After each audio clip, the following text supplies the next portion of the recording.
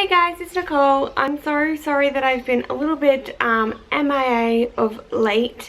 It's been a little while since I've been able to get on and film a video, and I promise there is a very good reason for that. If you follow me on Instagram, you should already know this, and if you don't follow me on Instagram, you really should. But I have had the baby. I ended up actually getting preeclampsia in the end.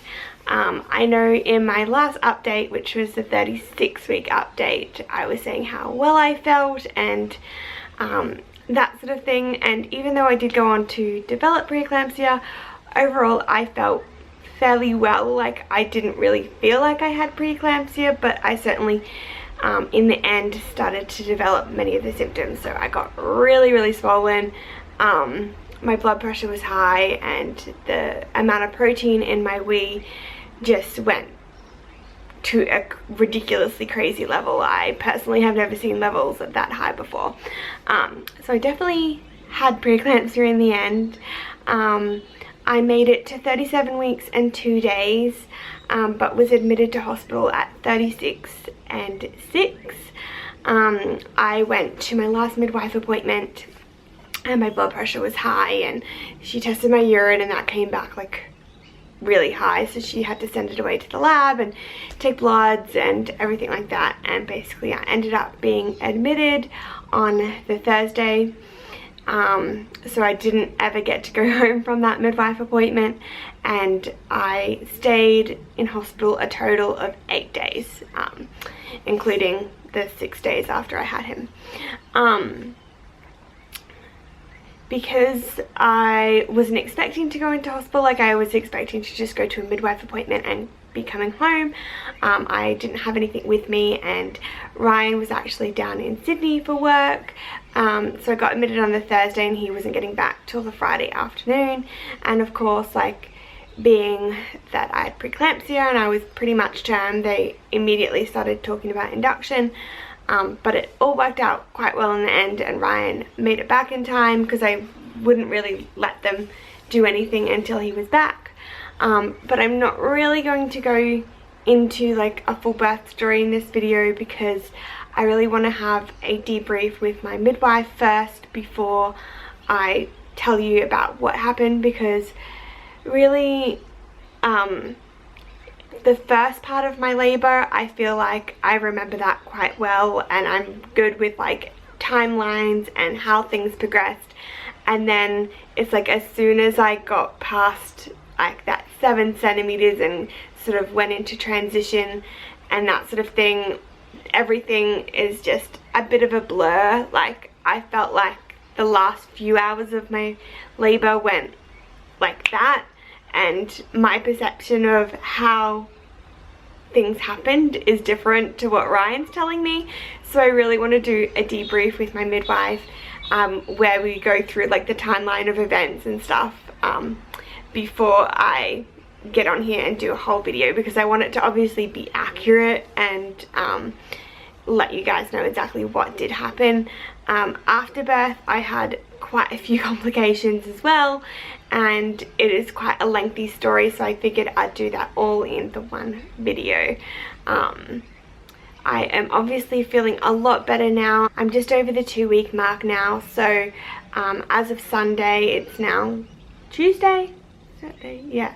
So I am 16 days postpartum now, and I'm feeling so much better. The first week was quite difficult, but I'm definitely feeling a lot better now. I can't wait to update you guys on everything. As I'm filming this, I'm uploading my gender prediction test video that I actually filmed and edited, I think, like the day before I was admitted, so I didn't get to upload it. So I'm uploading that now. Obviously, if you follow me on Instagram, you will already know the gender of the baby.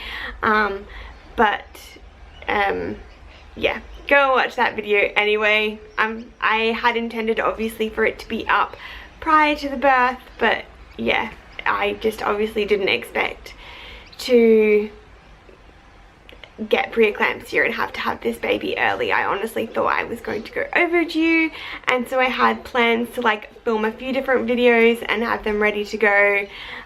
Obviously I wanted to do a nursery reveal.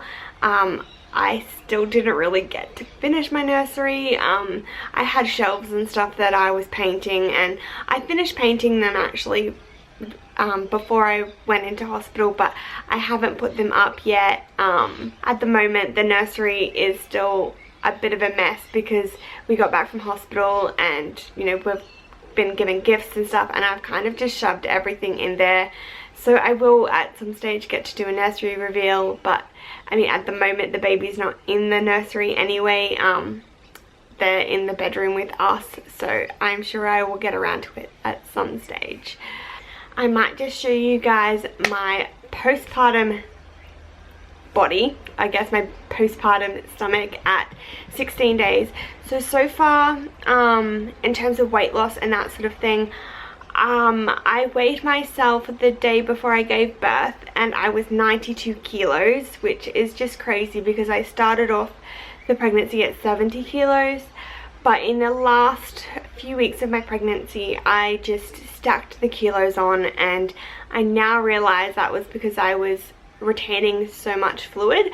I knew I was swollen, but I seriously didn't realize how swollen I was until I lost it all. And now when I look at my ankles and my feet and my legs and my face, I'm like, yeah, whoa, I was really swollen.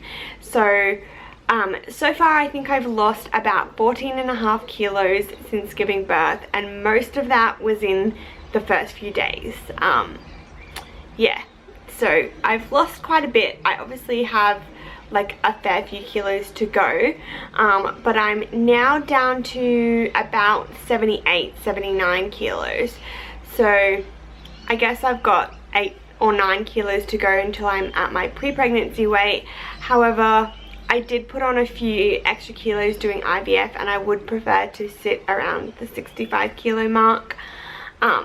So that's where I'm at the moment. I've still got a fair way to go. Obviously I'm not really up to exercising and that sort of stuff yet, but I cannot wait to get back into it. Obviously probably in about 4 weeks time or so. But this is what my stomach looks like at the moment. So I've still got a little tiny little pouch. I call it like a pouch. It's kind of just loose skin, really.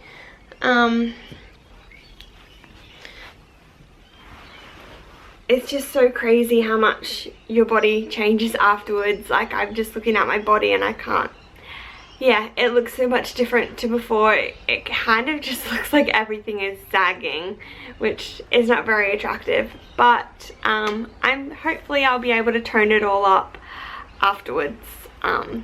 But we'll just see. I'm not in a huge rush to be losing weight or doing crash diets or anything ridiculous like that.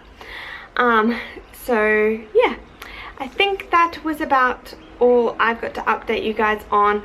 If you don't follow me on Instagram, you probably should. The links are always down below.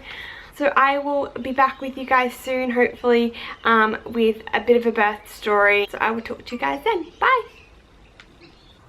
I'd like to introduce you guys to little baby Archie. Yeah. He was born on the 6th of March at 7:34 p.m. He was 6 pounds 6 ounces or 2.9 kilos. So this is him.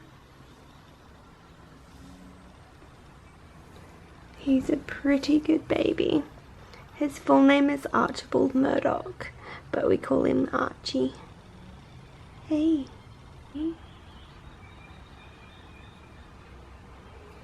And I'm sure, hopefully he'll be awake at some point to be in some of my videos. But I just wanted to give you guys a quick glimpse at him.